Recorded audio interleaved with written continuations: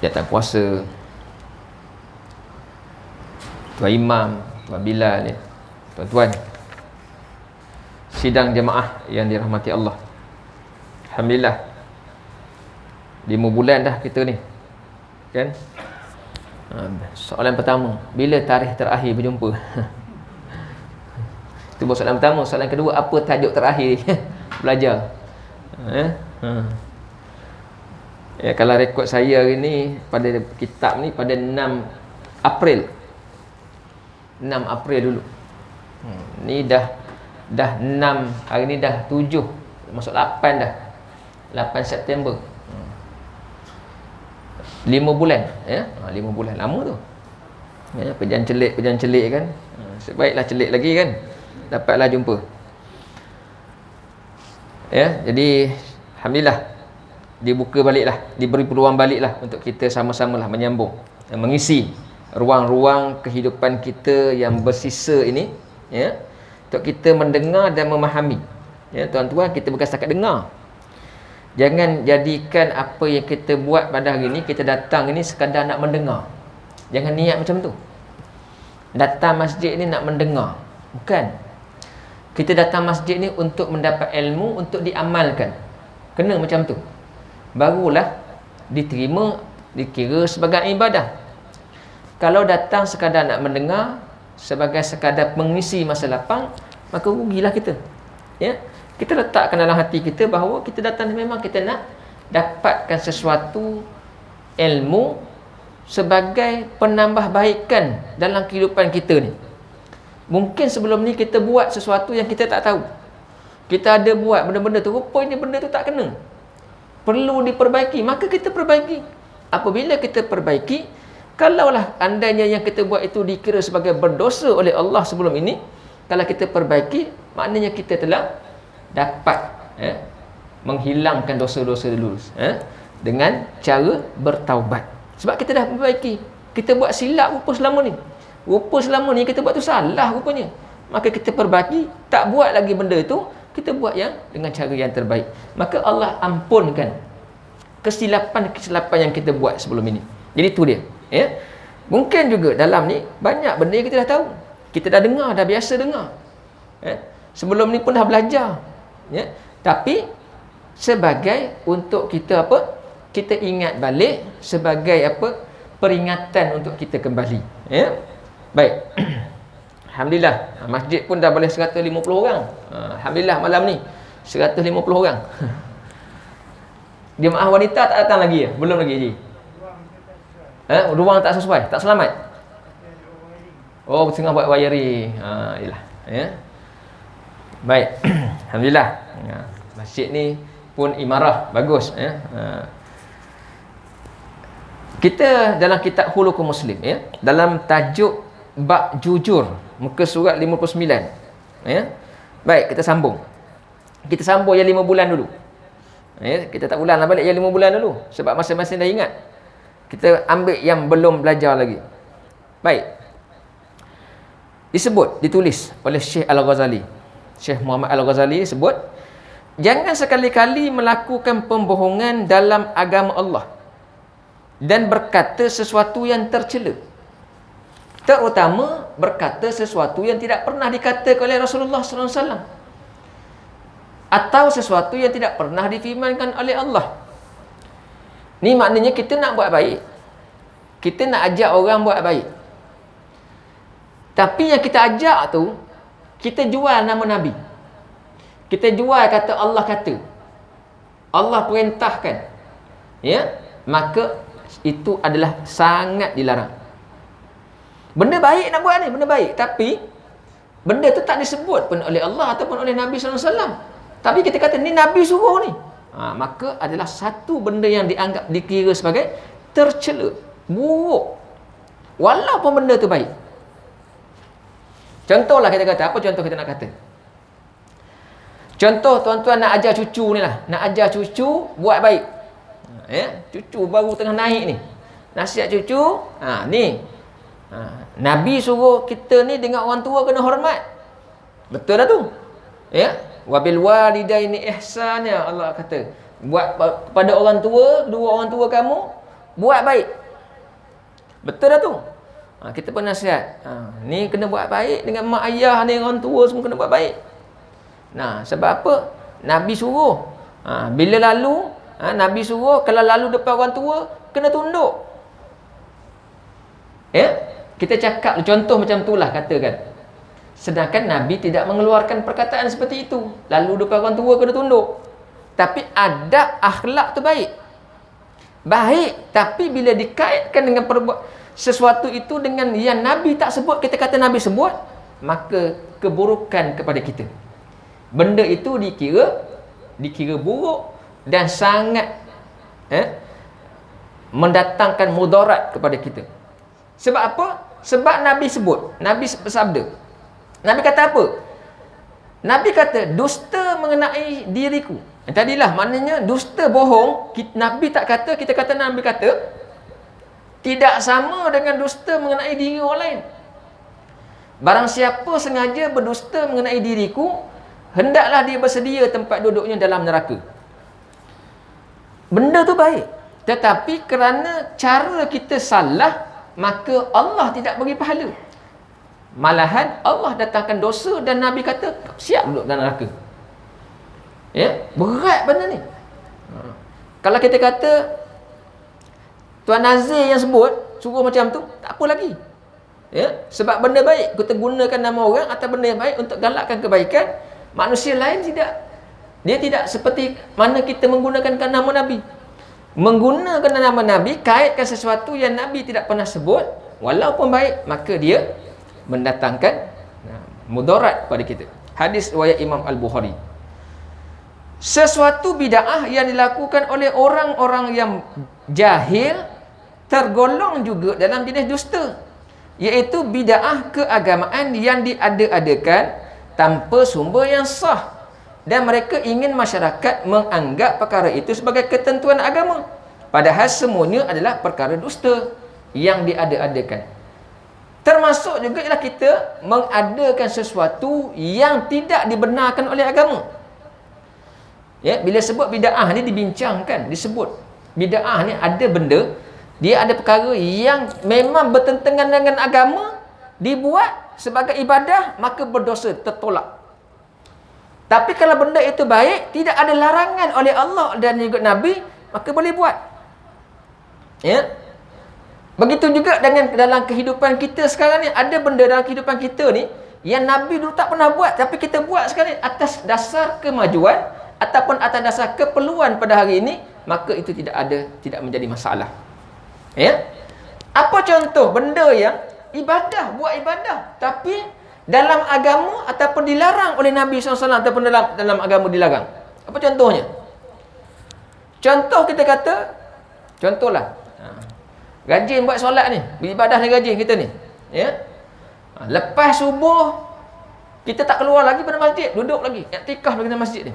Duduk baca Quran, nak tunggu masuk syuruk. Syuruk kan nak solat sunat syuruk. Ya. Lepas tu kan nak solat sunat duha pula. Lepas waktu syuruk nak solat sunat duha pula. Duduk dalam masjid. Pukul 8 baru balik. Ya. Waktu syuruk masuk 6.40. Ya, lepas syuruk baru 7.40 habis. Masuk. Solat 20 minit, pukul 8 baru balik. Antara waktu subuh tadi nak tunggu ke syuruk, imam bawa sembahyang dengan zikir apa semua, dengan wirid apa semua, habislah pukul 6.30 ataupun 6.40. Ya. 6.40 nak tunggu waktu syuruk 7.10, ada setengah jam. Baca Quran, puas dah baca Quran rasanya. Nak buat apa? Sembahyanglah contohnya. Sembahyang. Sembahyang apa? Sembahyang selepas waktu subuh, ba'diyah. Buat ibadah sembahyang. Tetapi itu adalah waktu yang dilarang melaksanakan, maka itu adalah bid'ah. Benda yang Nabi tak bagi buat, kita nak buat juga. Ya, benda yang memang telah ada larangan, dan juga walaupun itu adalah dalam bentuk ibadah, solat ke, puasa ke, ya, atau apa sahaja, maka adalah dianggap sebagai bid'ah yang tertolak, ataupun dikata bid'ah dalalah, bid'ah yang sesat, walaupun buat ibadah. Ya.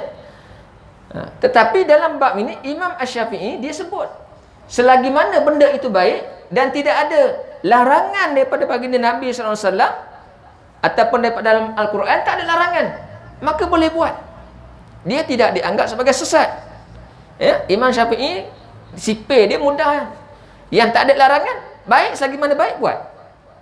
Ya, tak ada larangan. Contoh tadi kita kata, ya, kita ajar cucu kita, ya, nak hormat orang, jalan depan orang tua tunduk. Baik, selagi mana benda itu tidak ada larangan, boleh buat. Cuma jangan kaitkan dengan kata Nabi suruh. Tak boleh. Kita kata ajar mana lalu baik. Yang buat. Ya. Kita lepas sembahyang sebelum Covid dulu.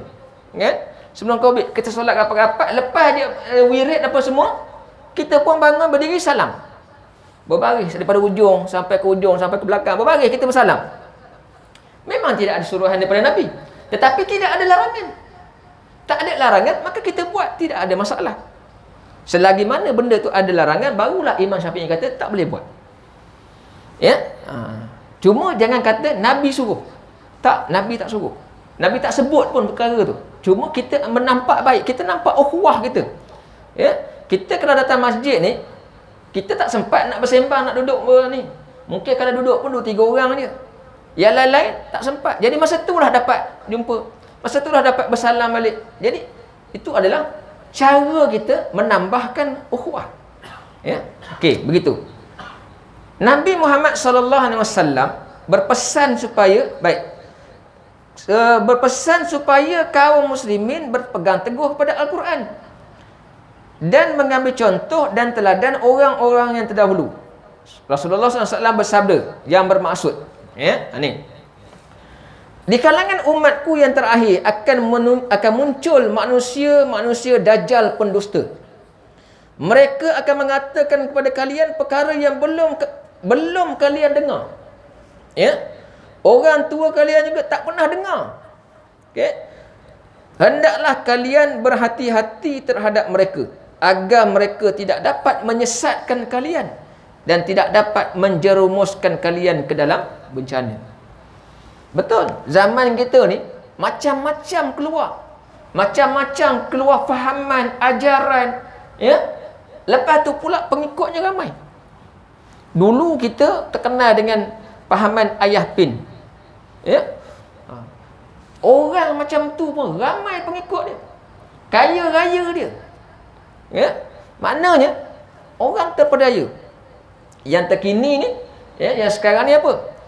Seorang perempuan, ya, yang menceritakan tentang mimpi dia. Ya, mengatakan apa? Mengatakan dia adalah nabi juga. Dia diberi wahyu ataupun diberi petunjuk oleh Allah tentang dalam mimpi tentang apa yang akan berlaku. Malaysia ni akan berperang, dunia ni akan berperang, ya. Nak berlaku kiamat apa semua. Benda tu memanglah kiamat memang dah dekat, kita tahu. Tapi gambaran yang dia buat tu, dan ada orang percaya, ramai je orang percaya. Jadi Nabi dah sebut muncul manusia seperti ini, yang mana dia buat cerita tu kita pun takjub dengar, heran kita dengar. Ya, cerita-cerita begitu menyebabkan kita pun terpedaya. Ni bahaya. Ya, jadi kena hati-hati. Ya, kalau kita berhadapan dengan situasi yang seperti itu, maka carilah pandangan dan juga rujuklah dengan orang yang alim ataupun orang yang faham. Ya, jangan kita mudah sangat terikut. Baik, hadis riwayat Imam Muslim. Abdullah bin Amir meriwayatkan sebagai berikut. Da'atni ummi yawman wa Rasulullah qa'idan fi baitina. Faqala ta'al a'taka faqala sallallahu alaihi wasallam ma aradta an tu'tihu. Qalat aradtu an u'tihu tamran. Faqala laha amma annaki law lam tu'tihi syai'an kutibat alayka kizbah. Rawahu Abu Daud. Abdullah kata, pada suatu hari ibuku memanggil aku. Dan ketika itu Rasulullah ada dekat rumah. Ya. Rasulullah ada di rumah dia. Ya. Ibu dia panggil dia. Masa tu dia kecil. Ini ketika dia kecil. Ibu kata, mari sini. Aku nak beri barang ni. Nak bagi hadiah ni. Datang nak beri, ada benda nak bagi ni. Mari sini. Mak nak bagi benda ni. Rasulullah SAW dengar. Lalu Rasulullah terus tanya pada mak dia, apa yang kau nak beri tu? Dia punya speaker dia banyak ekor dia. Jadi tu bunyi melantun-lantun tu. Apa yang kau nak berikan pada anakmu tu?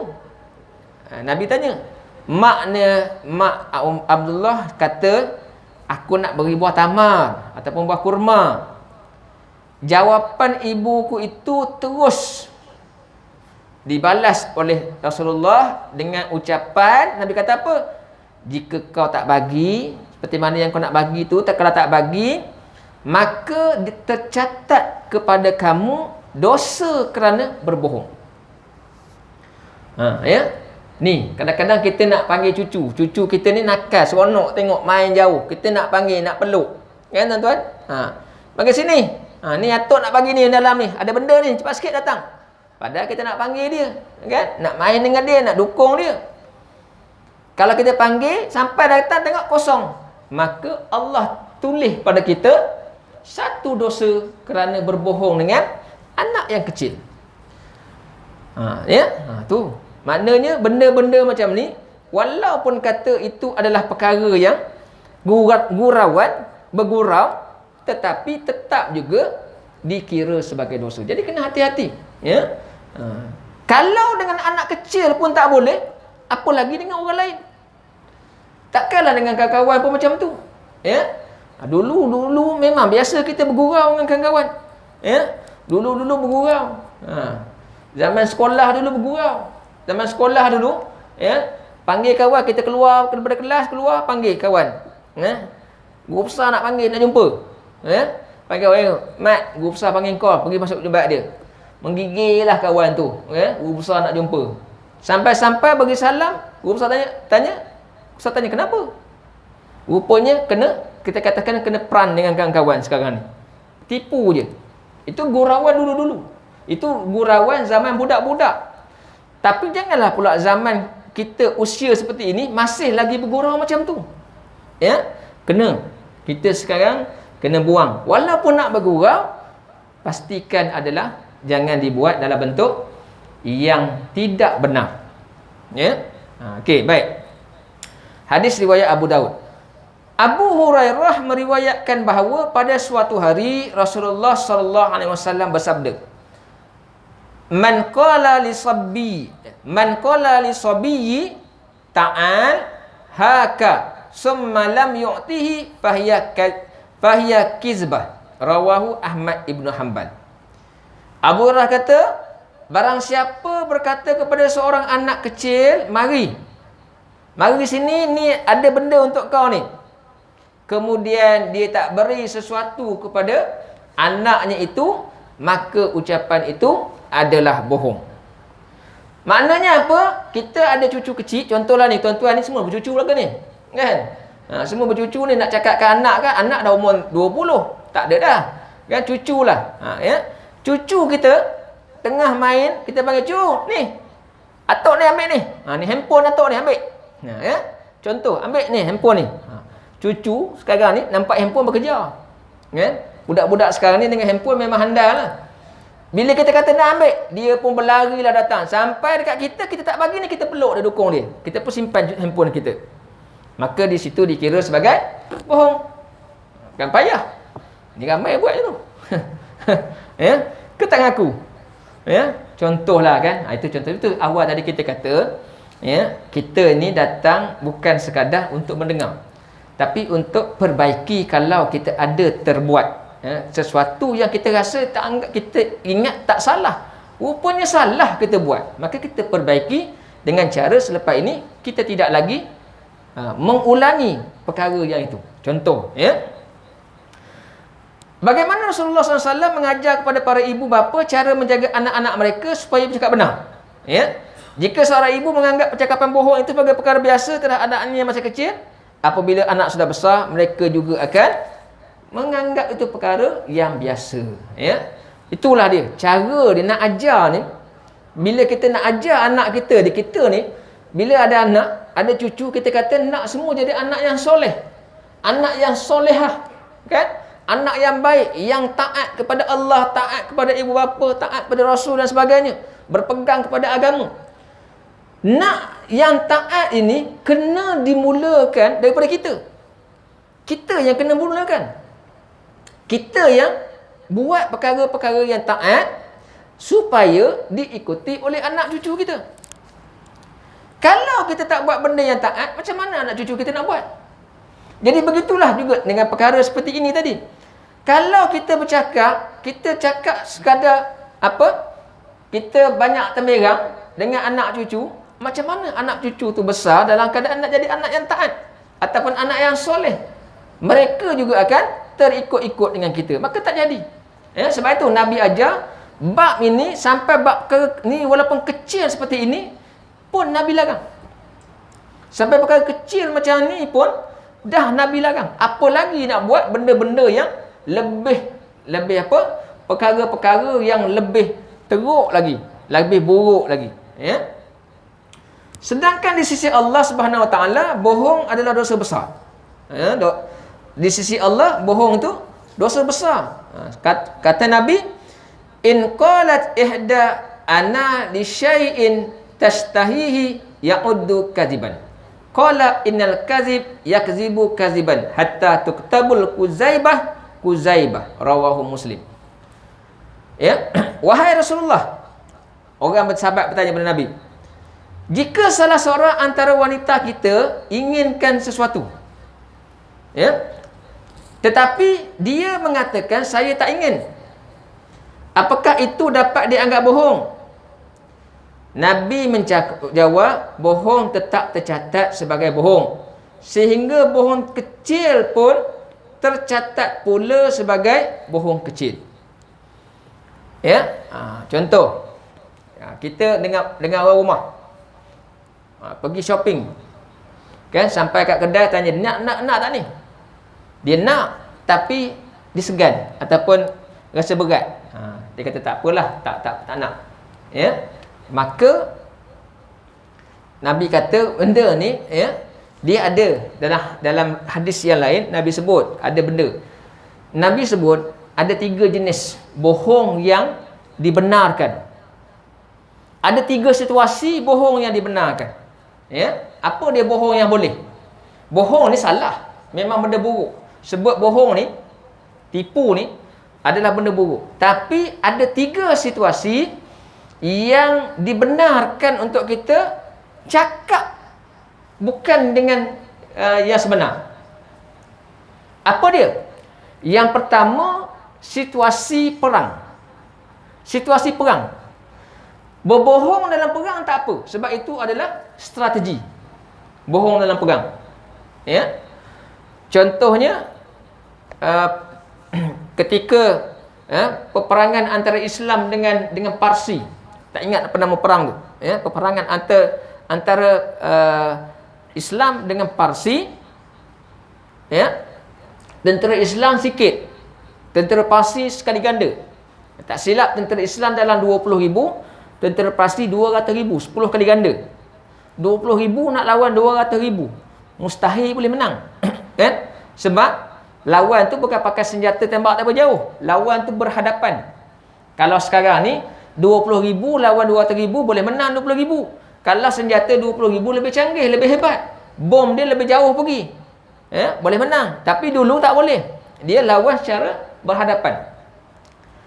Dari segi bilangan dah nampak kalah tentera Islam, maka dibuat strategi. Ya, ketika itu panglimanya Khalid Al-Walid buat strategi. Apa dia? Khalid Al-Walid mengarahkan sekumpulan tentera yang ada kuda, pergi undur ke belakang, pergi ke belakang dulu daripada jauh, patah balik pergi jauh, kemudian ikat belakang kuda dengan ranting kayu. Potong batang kayu tu yang ada ranting tengah banyak tu, ikat belakang kuda. Tarik. Jadi kuda ni, ya, sekumpulan kuda ni tadi daripada jauh bawa kuda tu pecut laju-laju. Pecut laju-laju. Bila dia kuda lari laju, ranting tadi kena tanah, maka apa naik? Debu pun naik. Debu naik bukan main banyak. Tentera pasti bila tengok dari jauh, ya, satu debu besar tengah naik, nampak kuda depan, lepas tu debu bukan main besar. Apa mereka kata? Mereka kata bantuan untuk tentera Islam dah sampai. Yang asal tadi rasa mereka boleh menang sebab mereka dah ramai, mereka lebih ramai, tapi bila nampak macam tu, lah dah sampai bantuan dia, ramai tu. Sebab debu tu besar. Ya, ramai ni. Mungkin silap-silap dia lebih ramai pada kita. Menyebabkan tentera-tentera musuh ni terus jadi hilang ataupun terus jadi lemah. Semangat jadi lemah. Sebab rasa tentera Islam dah makin ramai. Itu tipu. Tetapi dalam perang, strategi tidak apa. Ya. Itu yang pertama. Ya. Yang kedua, dibenarkan kita berbohong untuk damaikan dua saudara yang bergaduh. Dua orang saudara yang bergaduh, kita dibenarkan berbohong. Ya, contoh, dua orang bergaduh. Kita nak pergi, kita fikir macam mana cara nak buat, macam mana cara kita nak damaikan. Maka kita pergilah dekat yang kawan ni. Cakap dia, Mat, ya, Ali tu dah, sebenarnya dia sedar kesilapan dia tu.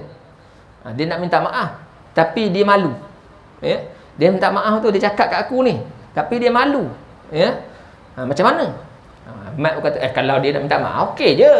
Kan? Lepas tu pergi pula kat Ali. Ali kata, ya, Mat tu sebenarnya nak baik balik dengan kau ni. Ya, dia setuju nak baik dengan kau ni. Aku dah jumpa dia. Dia pun sedar juga ada kesilapan pada diri dia. Macam mana? Ali pun kata, kalau dia nak baik, okey. Pun kita temu kan. Bila kita bertemu, yang ini kata yang tu dah apa? Dah nak baik, yang itu pun dah rasa, maka insya-Allah kan jadi baik. Padahal tidak berlaku pun situasi itu. Ali tak ada pun nak minta maaf, Abu pun, Mat pun tak nak minta maaf. Tetapi kerana kita nak damaikan mereka, maka kita wujudkan satu prasangka baik antara mereka. Wujudkan prasangka baik. Yang ini sangka yang tadi tu jadi baik, yang ini pun sangka yang itu baik. Walaupun tidak berlaku sebenarnya. Ya, tu dia. Tapi kita apa? Kita lebih banyak mencucuk lagi kan. Kita banyak cucuk lagi, akhirnya yang bergaduh sikit jadi makin besar. Itu yang kedua. Yang ketiga, dibenarkan suami atau isteri berbohong untuk menambah kebahagiaan rumah tangga. Nak tambah lebih baik keharmonian rumah tangga. Ya, suami dan isteri dibenarkan. Contoh, ya, balik sekarang, kita balik rumah pun dah siap dah. Masak apa semua, kita pun makan. Ya? Dia masak lagi ni, kita pun makan. Makan, dia tanya, bang, sedap ke bang hari ni lauk ni? Kita rasa macam tak berapa ni. Ya? Kurang rasanya. Tapi nak menambahkan kebahagiaan rumah tangga, kita kata, alhamdulillah, kau memang kalau masak A je. Kau kalau masak ni A je. Padahal kita rasa tidak. Jadi di situ diberi kelonggaran. Kerana apa? Kerana nak tambah baik. Cuma dalam yang ini disebut bahawa, ya, tetap juga dikira sebagai bohong yang kecil. Ya, tetapi yang kalau ikut hadis yang awal tadi, yang saya sebut tadi, saya pun tak ingat daripada riwayat mana, ya. Ya, maknanya diberi satu kemaafan untuk kita. Kenapa? Kita nak jaga harmoni rumah tangga. Ya. Kalau tidak, orang rumah tak tanya lagi, kita pun dah sebut dulu. Apalah masak ni, macam ni baik duduk kedai. Ya? Duduk kedai lagi sedap. Kedai mamak lagi sedap masak. Kan? Kecil hati kawan tu. Baik. Rasulullah SAW menerangkan akibat buruk yang akan menimpa kepada orang yang suka cakap bohong. Ni, kita dalam bab bohongnya ni. Ya? Orang yang memang dia punya perangai, kebiasaannya cakap ni temberang dia. Ada kan? Kan kawan kita pun ada. Kalau ada cerita tu, tapi kita yang ini kita seronok dengar. Kawan-kawan yang macam ni kita seronok dengar. Ada je cerita dia. Padahal cerita tak betul pun. Tapi sebab nak bersembang, seronok je dengar. Tapi kalaulah berlaku pada kita yang seperti ini, maka kena berhenti. Ya? Kena berhenti. Jangan kita jadikan tu sebagai kebiasaan sampai akhir kehidupan kita. Janganlah sampai mati kita bercakap asyik berbohong je. Ya, kena berhenti. Kata Nabi apa? Wailun lillazi yuhaddisu bil hadisi liyadhaka minhul qaumu fayakdzibu wailullah. Wailullah, Nabi kata. Nabi ulang balik. Nabi kata celaka orang yang kerana ingin ditertawakan orang lalu dia bercakap bohong. Ya. Nabi kata celaka. Celaka orang tu, celaka. Nabi kata. Ni, wail. Maknanya Nabi marah. Ya, Nabi kata orang yang suka buat cerita untuk menghiburkan orang, nak bagi orang ketawa, ni bukan yang baik. Ya, bukan orang yang baik. Nabi kata, Nabi sampai Nabi kita anggap sebagai kata makian Nabi yang keras. Celaka, wailullah, wailullah, Nabi kata tu, diulang-ulang. Ya. Tu dia. Jadi kalau jumpakan kawan macam tu, bisik-bisiklah. Ya. Cuba nasihatkan dia. Ya. Janganlah kan, kena berhenti dah ni. Umur dah 70, berhentilah cakap macam tu. Ya, berhentilah kita nak supaya orang seronok dengan kita dengan buat cerita-cerita yang tidak benar. Ya. Apatah lagi kalau cerita tak benar tu mengaibkan orang. Cerita tak benar tu bukan cerita-cerita yang tak apa-apa, tapi cerita mengaibkan kawan. Ya, sampai kita nak bagi orang tergelak, cerita orang ya, mengaibkan kawan tu, maka sangatlah buruk. Wallahu a'lam. Untuk malam ni sekadar itulah ya. Untuk perjumpaan kita malam ini, mudah-mudahan adalah sesuatu yang boleh kita perbaiki dalam akhir-akhir kita ni kan. Kalaupun tak banyak yang kita dapat 1-2 hari ni yang kita dapat perbaiki dalam kehidupan seharian kita, itu pun dah satu kebahagiaan dan nikmat untuk kita ya, sebagai satu tambah baik ya. Wallahu a'lam. Mohon maaf mungkin salah silap dan sebagainya. A'udzubillahi minasyaitonirrajim. Bismillahirrahmanirrahim. Alhamdulillahirabbil alamin wassalatu wassalamu ala asyrafil anbiya'i wal mursalin wa ala alihi wa ashabihi ajma'in. Ya muallima Ibrahim al-hikmata 'allimna, ya mufahhima Sulaiman fahimna, fafahamnaha Sulaiman wa kullan ataina hukman wa ilma. Wa sakharna ma'a Daud al-jibala yusabbihna wat tayra wa kunna fa'ilin. Ya Rabb Sulaiman wa ya Rabb Ibrahim wa ya Rabb Musa wa Isa wa ya Rabb Muhammadin sallallahu alaihi wasallam. Akhrijna min zulumatil jahli wan nisyan bi rahmatika ya arhamar rahimin. Allahumma zidna ilma warzuqna fahma bi rahmatika ya arhamar rahimin.